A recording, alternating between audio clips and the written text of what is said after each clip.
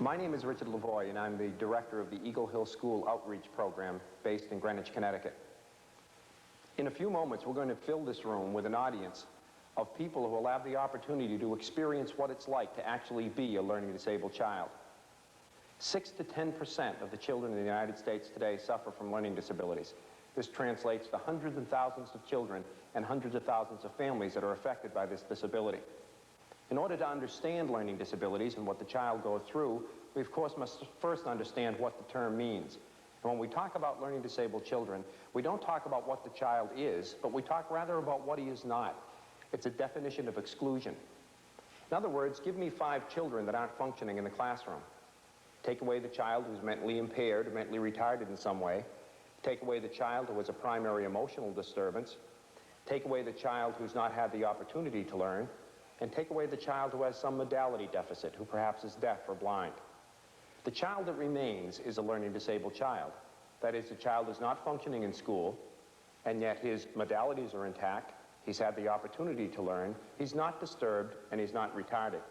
One of the most common misconceptions about learning disabilities is that it's a school problem, when in actuality it affects every waking moment of the child's day. For that reason, we've called together a group of people today that view the child through very, very different eyes. We have a social worker, a psychologist, a recreational therapist, a regular education teacher, special education teachers, and most importantly, parents, teachers, and friends of learning disabled children. And those people will have the opportunity to walk for a mile in the shoes of the learning disabled child and see firsthand the frustration, anxiety, and tension that those children experience in school every day. The rules are very simple. First of all, this is not a role-playing activity. It's what's called simulation. Now, if you don't want to participate in this, if you would prefer to sit this out and you don't want to be called on, if you don't like being embarrassed in front of people and being asked to do things you can't do and being made to feel really uncomfortable, okay? That's tough. Because one of the things that you've got to gain as a parent or a teacher dealing with learning disabled people is this, the idea of problem ownership.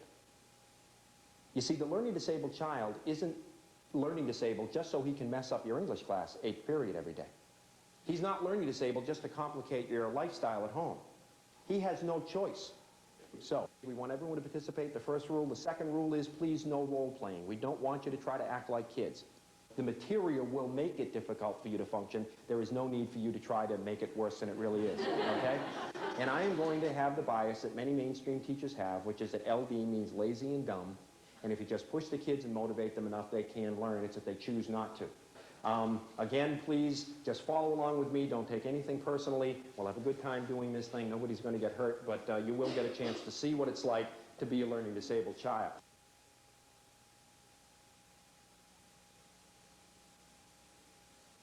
What color is the booklet, Carol? Blue. What's it say in the front of the booklet, Kit? City. What's it stand for, Carolyn? What does it stand for, Carolyn? I don't know. What is it? It says at the bottom of the book. What's it stand for, Maria? Frustration, anxiety, and tension. Frustration, anxiety, and tension. What kind of animal's top of the page, Cara? Bird. Turn to the next page. What color's the first page, Jane? Blue. What does it say in the first page, Carol? The first page, Carol. Earth to Carol, come in, please. The first page. Earth to Carol, come in, please. Raise your hand if you thought that was funny. Yeah, everybody likes that except who? Except Carol. Anytime you as a teacher or a parent decide to use sarcasm with kids, understand that you created a victim. Now that little throwaway line that I threw at Carol, I will forget within 5 minutes, you will forget within 5 minutes, but it's very likely to stay with Carol for the rest of the day. Those little throwaway sarcasms we use. Jody, what color's the print in the first page? Black. What does it say, Lee? Activity 1. Was that what it says, Stephanie? Yes. Turn to the next page. What color's the next page, Lee? Yellow. What kind of animal is top of that page, Jody? Tiger. That's not a tiger. Carol, what kind of animal is top of that page? It's a cat. It's a cat. Famous story with a catnip, Maria. Famous story with a catnip. Famous story with a catnip, Maria. Famous story with a catnip. Give me one famous story with a catnip, Maria. Okay, does anxiety affect performance? Does anxiety affect performance? Of course it does. According to this, Maria doesn't know one story with a catnip. Give Maria a call tomorrow, she'll give you 30 of them. But in this situation, with the anxiety we've created already, with the anxiety that we've created in a short period of time, Maria's unable to get that information out. Famous story with the catnip, Carolyn. 3 little kittens. Famous story with the catnip, Debbie. Garfield. Famous story with the catnip, Car. Incredible Journey. Famous story with the catnip, Kelly. Melissa? Karen? Kim? Merritt? Okay, let's take a look at what's happened now. I accepted the answer, I don't know, from Kelly. What were the next 4 answers that I got in a row? I don't know. See, we have to really put this under a microscope and look at this. You people have been learning disabled now for 6 minutes, and many of you have quit. Not 6 years, not 16 years, the way the LD child lives, but 6 minutes. And many of you, once I began accepting the answer, I don't know, how many of you decided if he calls on me, I'm going to say I don't know? Raise your hands. Yeah.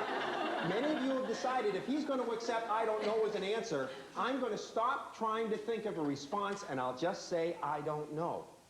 Okay, Jody, what kind of animal is that? Top of the page again? Cat. Down below, what kind of animal is that? Lee? Duck. Stephanie, what kind of noise did a duck make? Quack. Famous story of the duck in it, Nancy? Famous story of the duck in it, Karen? You were ready for me, weren't you, Nancy? Famous story of the duck in it, Karen? Famous story with the duck in it, come on.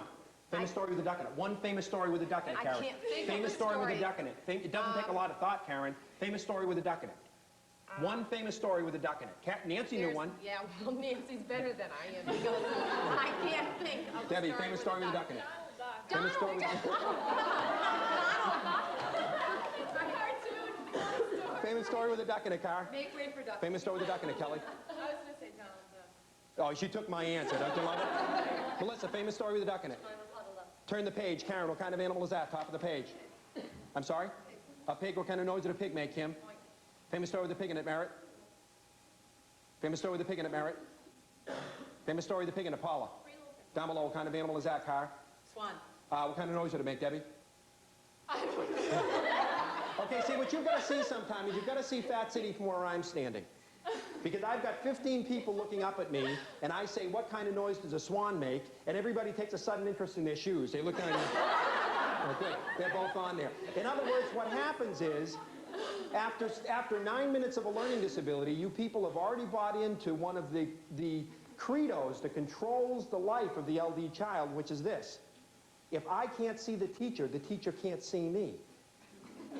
And so what you do is you look away because we all know that it is the human reaction to anxiety. The first human reaction to anxiety is to look away from the source of the anxiety. And yet, what's the first thing we say to kids when we yell at them? You look at me while I'm yelling at you. You look at me while I'm spoiling your life. There are so many things we do as parents and teachers that don't make any sense. How many people here insist that kids look at them when we yell at them? I do all the time, and it makes absolutely no sense, and it's contrary to everything we know about the human reaction to anxiety. Okay?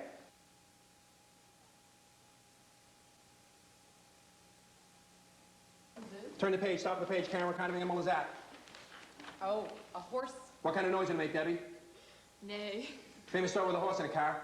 Black Stallion. Famous story with a horse in it, Kelly. Black Beauty. Melissa, famous story with a horse in it. They took both. They took both my answers. Karen, famous story with a horse in it. Kim, famous story with a horse in it. Come on. Black Beauty. Famous story with a horse in it. Merritt. Black Beauty. What kind of animals down below, bottom of the page, Kelly? Camel. Okay, just keep the books right where they are. Let's talk for a second. What about the pace of the class? Too what? Too what? Too fast. Okay, now this is important to understand as a mainstream teacher particularly. Learning disabled kids have a difficult time processing the language. As a result of that, if I ask a group, a mainstream classroom, 4th grade class with some learning disabled children and some non-disabled children, and I say, would you please tell me who was the first president of the United States? The non-LD children are processing an answer. The learning disabled children have to process what? The question. So in effect, they have twice the processing load to do than the other students in the class. So even if the class is moving at a normal rate, to the LD child, it seems to be moving at this breakneck speed as we've been talking here. So you say, who was the first president of the United States? The non-LD kids are processing an answer. The LD kids have to process the question. They actually have to go, okay, let's see, who, it means it's going to be a person. Was means he's probably dead. First, the one at the beginning. President is probably the one in Washington of the United States. President of the United States, the one in, okay, who's the first president of the United States? Oh, I know that. He raises his hand. Everybody else has gone to recess. Because he had twice the processing load to do. Lee is my non-LD child. Stephanie is my LD child. And I say, Lee, could you please tell us the name of the book we're reading today? And she says Huckleberry Finn. And I say, Stephanie, could you please tell us who wrote that book? And she says what? Huckleberry Finn. How many times has that happened to you in the classroom? Why? Because what happens is Stephanie is so busy processing the first question that she misses the fact that Lee responded to it, misses the fact that I asked the second question, and responds to the last question that she processed. But of course, what happens in a typical classroom? What's the name of the book we're reading, Lee? Huckleberry Finn. Good. And Stephanie, who wrote it? And she says Huckleberry Finn. The whole class laughs, and we say, Stephanie, leave the room. You've disrupted my class for the last time. Now, that teacher would not punish Stephanie for being unable to read or unable to do math because she understands a learning disability. And yet the child will be punished for having a processing difficulty, and all of those problems are caused by the same thing, which is this inability to process language. So as a teacher, what do you do about that? There are some techniques you can use. Let me show you one very quickly. Stephanie's the LD child in the classroom. What I do is I take Stephanie aside sometime when no one else is around. Just Stephanie and myself. And I sit down and I say, Stephanie, you're having trouble with my lectures, aren't you? Yes, I am, Mr. Lavoie. You talk so fast. Well, as a matter of fact, Stephanie, I don't talk too fast, but it seems that way to you. So here's what we're going to do. We're going to make a little deal. Because I'm sure not only is it difficult for you to process, but you're also nervous that I'm going to call on you. Yeah, I'm so nervous you're going to call on me that I lose track of what you're saying and it makes it worse. Here's the deal we're going to make, Stephanie. I will never call on you unless I'm standing in front of your seat. So while I'm over here lecturing, you take all of your energy and you put it into concentrating on the lecture and understanding and processing the lecture, and don't worry, I won't call on you. So the next day I come into class and I'm standing over here and we're talking about the War of 1812 and I'm throwing questions at Maria and at Kit and at Jody and at Kara, and then I look over at Stephanie and I kind of move over in front of her desk and I say, and Stephanie, maybe you could tell us who the president was during the War of 1812. And she answers the question and I say, thank you, and move away. No one else knows that that went on. And of course what I do is I ask her questions I know she can answer, and eventually I'll be over here lecturing and you begin to see her hand goes up because now she understands that she can survive this experience called volunteering in school. The most common misconceptions about learning disabled children is this. He's very distractible. He has no attention span at all. Using the terms distractible and attention span interchangeably, when actually those are two completely different children. You see, the child with no attention span pays attention to nothing. The child who's distractible pays attention to everything. The learning disabled child is distractible. In other words, he can't focus anything out. So he might be sitting there listening to me talk, and he's interested in what I'm saying, but he's equally interested in my shoes, in my watch, in the fact that his shoes are too tight, in the picture of the Indian behind me. He can't focus anything out. Everything gets his attention. And the same thing happens with oral language. They can't focus that kind of thing out because of the processing deficit. Imagine going to school every day where things seem to be going as fast as we've been going now. No wonder they come up with those strange stomach aches before they go to school in the morning.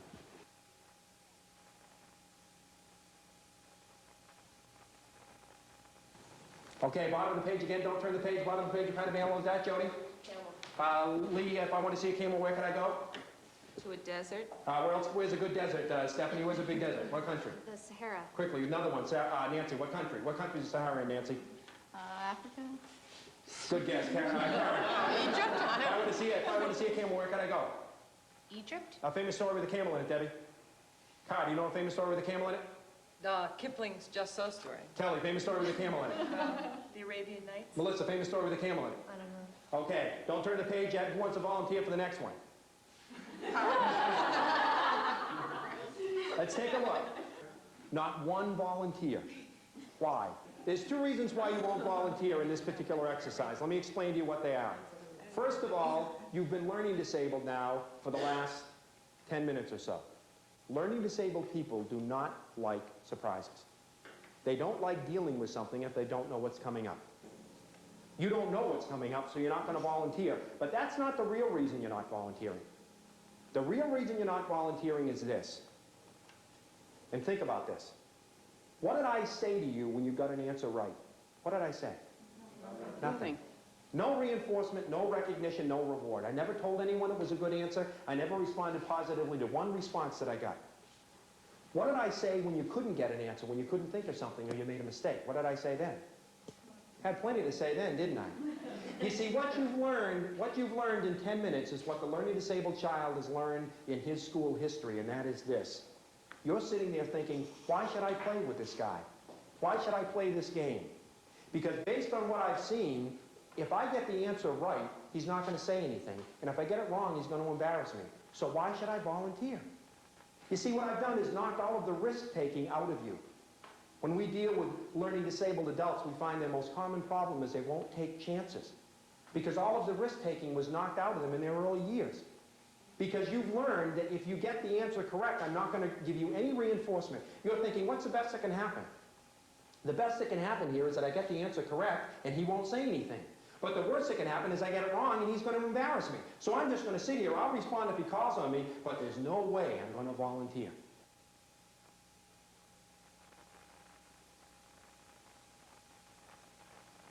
Okay, open to the next page, go.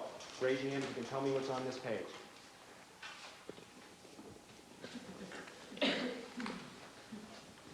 Just look at your own books. Look at your own books, please. You know what that is, Elaine? Yes or no? Yes or no? Do you know what it is? Yes or no? Just yes or no answer. Do you know what that is, Tom? Yes or no? Yes. You know what that is, Carol? Yes or no? Do you know what that is, Stephanie? Yes or no? Yes. You know what that is, Karen? Yes or no? Yes or no, Karen? No. Debbie, do you know what that is? Yes or no? Okay?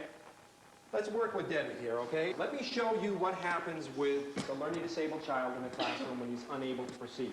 There's basically 4 things a teacher does when the child cannot perceive something. Here's the first thing that teachers do. Each one is a little bit sillier than the one in front of it. Here's the first thing that teachers do. Debbie, tell me what that is. Debbie, look at it. Debbie, look at it. Here it comes. Debbie, look at it harder. See, I don't know what that means. I've heard teachers for years tell kids to look at something harder. I have no idea what that means. I don't know what that means. I mean, I can push harder or pull harder, but I can't look at something harder. So the first thing we do is we tell them to look at it harder. That doesn't work. We do this. Debbie, put the book, you don't have to turn the book around. Second thing we do is we say we're going to give them something. Debbie, would you please tell me what that is? Tell me what that is and you can be first in line for recess. Did that help? No, Why do we do that? no. Why do we do that as teachers? The child can't do something, so we automatically promise him something if he can. That would be like if I took my child to the hospital with a temperature of 105 degrees and I went to the doctor and I said, "Doctor, my child's got a temperature of 105 degrees. And the doctor said, "Here, I tell you what, here, I'll give you this $1. I'll give you this $1 if you can get it down to 102, son." How would that be? You would expect the doctor to give some sort of medicine. You wouldn't expect the doctor to try to bribe the child out of his temperature, and yet that's what we do with kids. We try to bribe them by giving them things. Did that help, Debbie?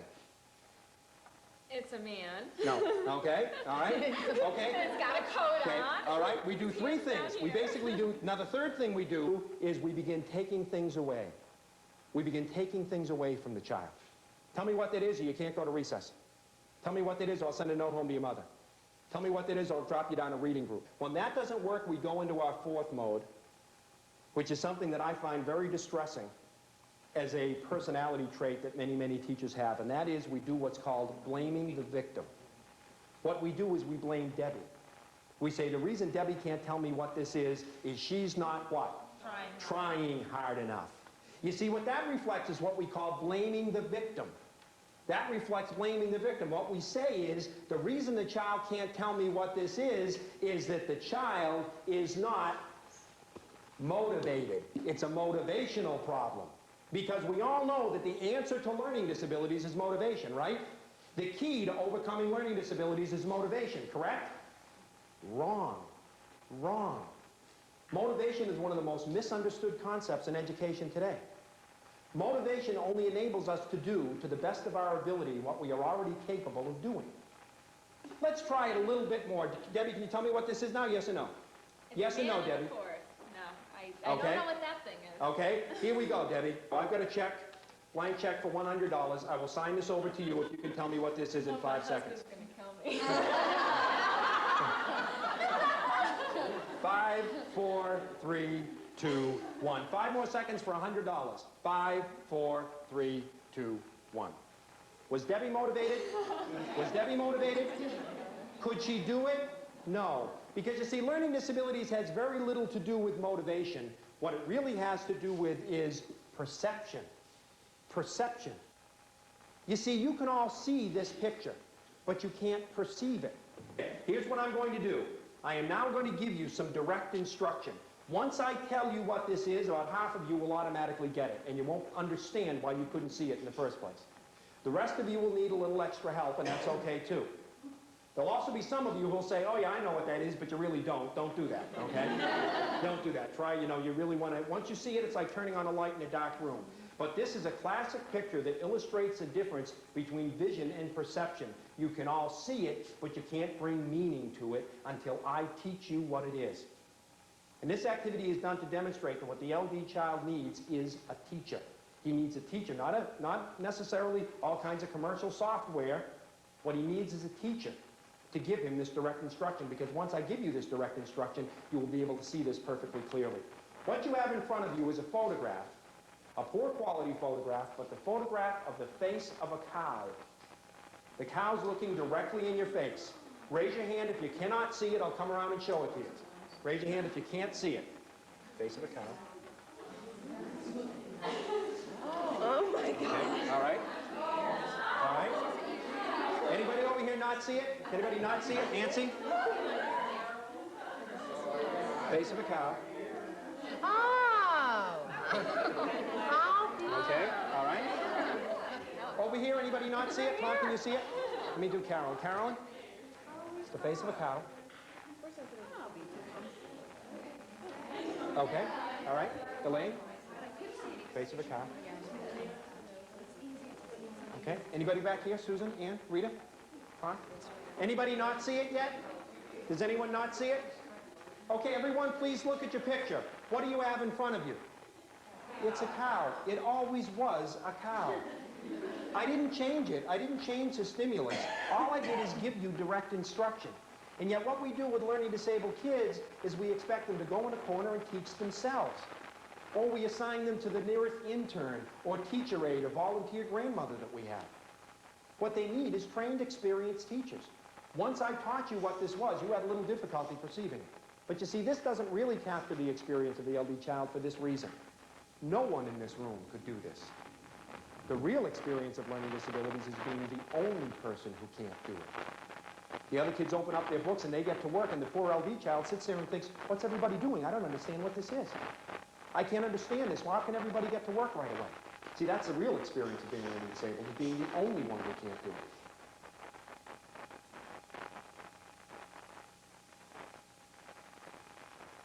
According to the International Reading Association, 95% of